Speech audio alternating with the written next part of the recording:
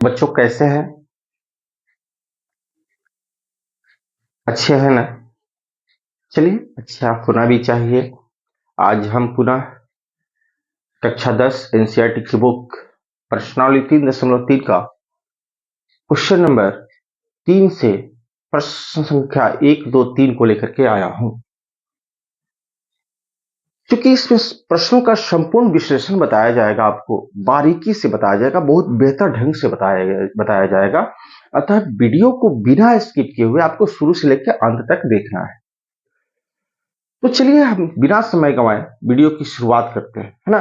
तो देखिए, प्रश्न संख्या 3 में कह रहा है कि निम्न समस्याओं में रैखिक समीकरण युग्म बनाइए और उनके हल प्रतिस्थापन विधि द्वारा ज्ञात कीजिए।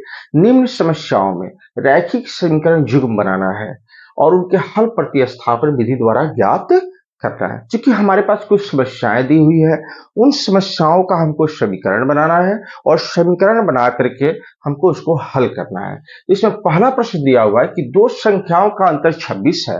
पहली जो समस्या हमारे सामने है वो है कि दो संख्याओं का अंतर 26 है और एक संख्या दूसरी संख्या की 3 गुनी है, तो उन्हें ज्ञात कीजिए। तो सबसे पहले हम यहाँ जो सोल्यूशन करेंगे, हम लिखेंगे माना कि पहली संख्या बराबर x। माना कि पहली संख्या बराबर x, दूसरी संख्या बराबर y। दूसरी संख्या को क्या मान लिया हमने? y। तो पहला बात क्या कह रहा है कि दो संख्याओं का अंतर 26 है। तो हम यहां लिखेंगे प्रश्न से दोनों संख्या जो है x और y, इनमें अंतर कितने का है? तो 26 का है। तो x में से y को हम घटाएंगे तो कितना आएगा? 26। ये हमारा इक्वेशन 1 हो गया, यानी पहला समीकरण हमारा तैयार हो गया। फिर कह रहा है कि एक संख्या दूसरी की 3 गुनी है। पुनः प्रश्न से कह रहा है कि एक संख्या जो है दूसरी की 3 गुनी है। दूसरी की क्या है? 3 गुनी है। ये यानी ये जो संख्या है, यहां मान लीजिए दोनों संख्या को चूंकि हमको बराबर करना है, तो मान लीजिए ये संख्या जो है इसकी क्या है? 3 गुनी है। तो इसको बराबर करने के लिए इसमें हमको कितना से गुना करना पड़ेगा? 3 से गुना करना पड़ेगा। ये संख्या जो है इसकी 3 गुनी है, यानी इसका 3 गुना ये है, तो इसको बराबर करने के लिए हमको y में 3 से गुना करना होगा। यह इस तरह से हमारा बन गया समीकरण 2। चाहे इसको ऐसे अगर डिटेलली आप कर लीजिए तो x माइनस 3y बराबर 0। चूंकि इधर कुछ नहीं बचा तो ये हमारा समीकरण 2 हो गया। अब इसको हमको प्रतिस्थापन विधि से हल करना है। तो समीकरण 2 से हम समीकरण 2 से ही ले लेते हैं। तो समीकरण 2 से x माइनस 3y बराबर क्या है? 0 है। तो x बराबर क्या हो जाएगा? 3y। अब इस x का मान जो है हम चूंकि 2 से लिए हैं इसलिए किस में रखेंगे? 1 में। x का मान 2 में, सॉरी 1 में रखने पर, तो x का मान 1 में रखने पर कहां रखेंगे? 1 में रखेंगे। तो 1 में हमारा क्या है? x minus y equal to 26 है। तो x इक्वल टू क्या हो जाएगा? 26, सॉरी इस x का मान हमको इसमें रखना है, 1 में रखना है। तो 1 में क्या दिया हुआ है? x माइनस वाई बराबर 26। तो x माइनस वाई बराबर 26। अब x का मान 3y है, तो हम x के जगह पर x को हटा देंगे और इसके जगह पर किसको रख देंगे? 3y को रख देंगे। तो 3y minus y equal to 26। तो 3y में से एक y जाएगा तो 2y बचेगा, ये 26। y इक्वल टू हो जाएगा 26 और 2 इधर गुना है तो इधर आएगा तो भाग, यानी 13। अब इस y का मान जो है हम यहाँ रख देंगे, इसको मान लेते हैं 3 और हम इसमें रखेंगे। तो यहां लिखेंगे 3 से, किससे? 3 से। तो 3 में हमारा क्या है? x बराबर 3y है। तो क्या हो जाएगा? 3 और y का मान हमारा क्या है? 13। तो यहां लिख देंगे 13 39, यानी x बराबर हमारा हो जाएगा 39 और y बराबर हो जाएगा 13। यही हमारा क्या हो जाएगा? आंसर हो जाएगा। यही हमारा क्या होगा? आंसर हो जाएगा। क्वेश्चन नंबर 3 का दूसरा समस्या है। क्वेश्चन नंबर 3 का दूसरा समस्या है कि दो समपूरक कोणों में बड़ा कोण छोटे कोण से 18 डिग्री अधिक है, उन्हें ज्ञात कीजिए। तो हम यहां लिखेंगे, आंसर इसका बनाएंगे, माना कि बड़ा समपूरक कोण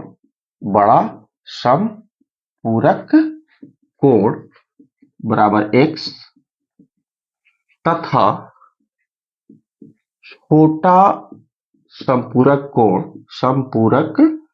कोण बराबर y।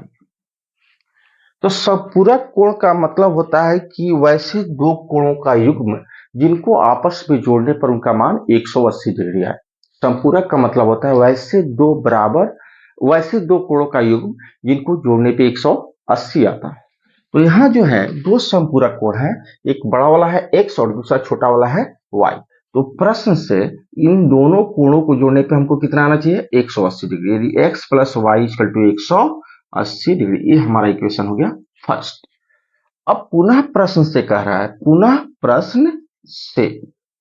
प्रश्न से क्या कह रहा है कि बड़ा कोण छोटे कोण से 18 डिग्री अधिक है। तो बड़ा कोण x है, बराबर कर रहा है छोटे कोण को। तो चूंकि बड़ा कोण जो है छोटे कोण से कितना अधिक है, 18 डिग्री अधिक है, तो छोटे कोण में अगर हम 18 जोड़ देंगे तो यह जो है बड़े कोण के बराबर हो जाएगा।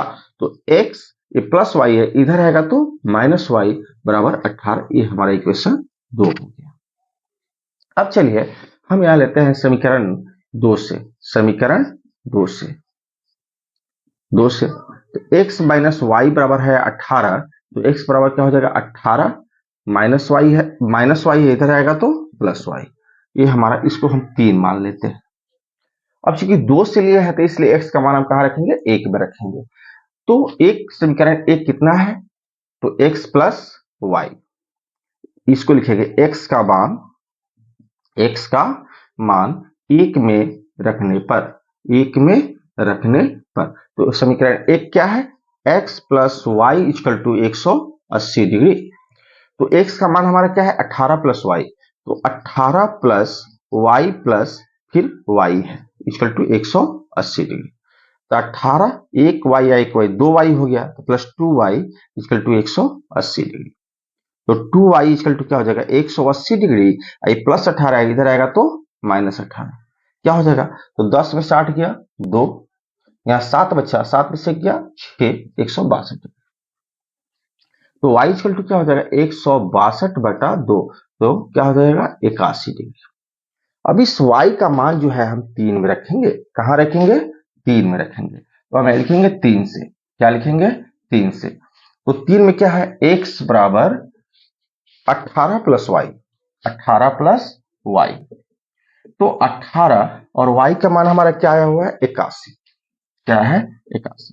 तो 8 1 9 और 8 1 9, 99 डिग्री। यानी x का मान होगा 99 डिग्री और y का मान होगा 81 डिग्री। यही हमारा क्या होगा, आंसर होगा। क्वेश्चन नंबर 3 का 2 नंबर समस्या का हल होगा x बराबर 99 डिग्री और y बराबर 81 डिग्री। प्रश्न संख्या 3 का तीसरा समस्या दिया हुआ है कि एक क्रिकेट टीम के कोच ने 7 बल्ले तथा 6 गेंदे 3800 में खरीदी। एक क्रिकेट टीम के कोच ने 7 बल्ले तथा 6 गेंदे 3800 में खरीदी। बाद में उसने 3 बल्ले तथा 5 गेंद 1750 में खरीदी। प्रत्येक बल्ले और प्रत्येक गेंद का मूल्य ज्ञात कीजिए। तो कोई बड़ी बात नहीं है, हम इसको इजी वे में सॉल्व कर सकते हैं। सबसे पहले तो हमको बल्ला और गेंद का मूल्य, जो मूल्य है, हम एक्स वाई में मान लेंगे, यानी 2 चर हमको चाहिए ही चाहिए। तो माना कि एक बल्ले का मूल्य जो है वो है ₹1 तथा दूसरे बल्ले का जो मूल्य है, वो है ₹Y। ठीक है। अब प्रश्न क्या कर रहा है, प्रश्न से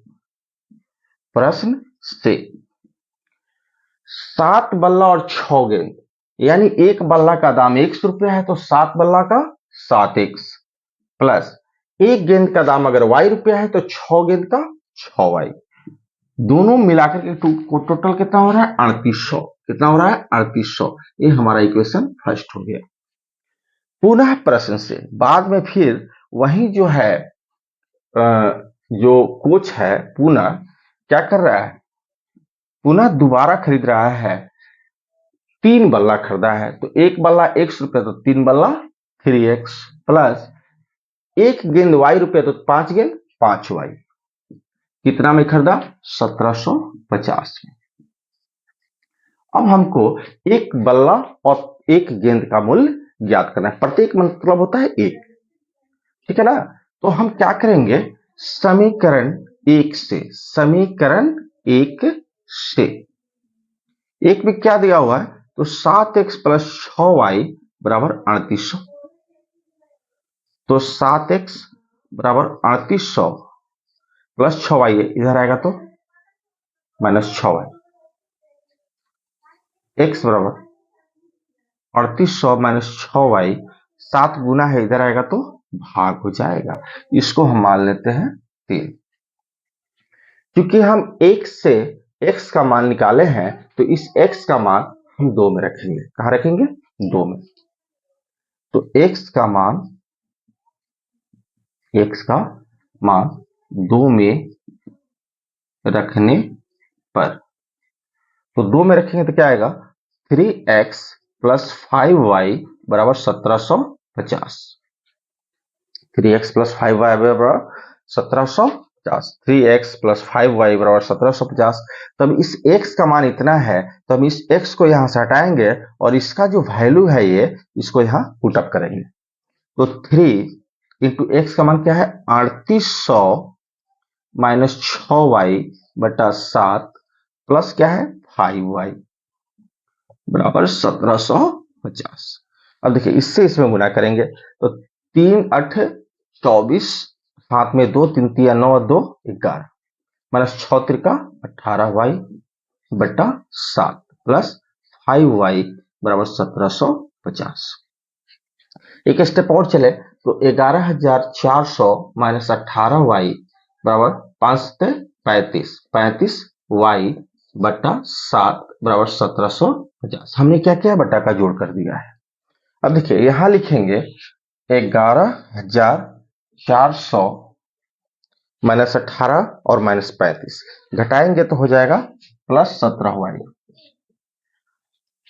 इस 7 भाग है, इधर आएगा तो गुना, यानी 1750 गुने क्या हो जाएगा, 7 हो जाएगा।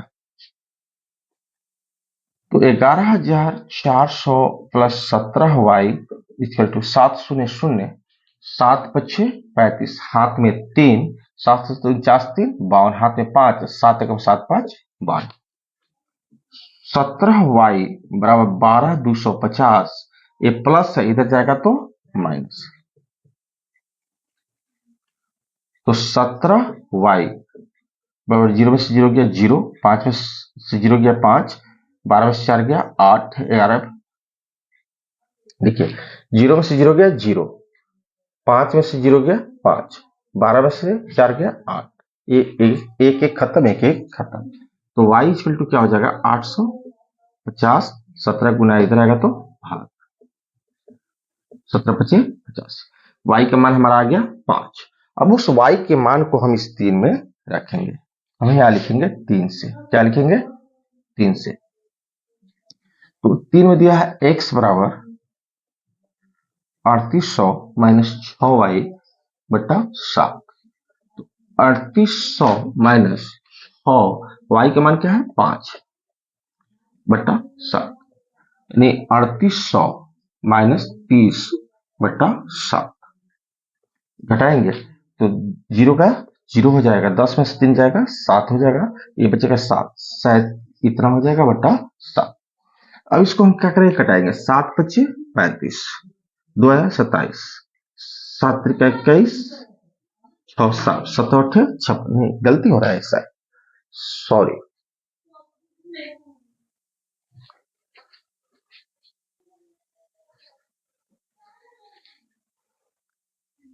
देखिए यहां जो था ना 17y बराबर 12250 माइनस 11400, तो 17y बराबर 850, तो y बराबर 850 में 17 से भाग करेंगे तो 50 आएगा।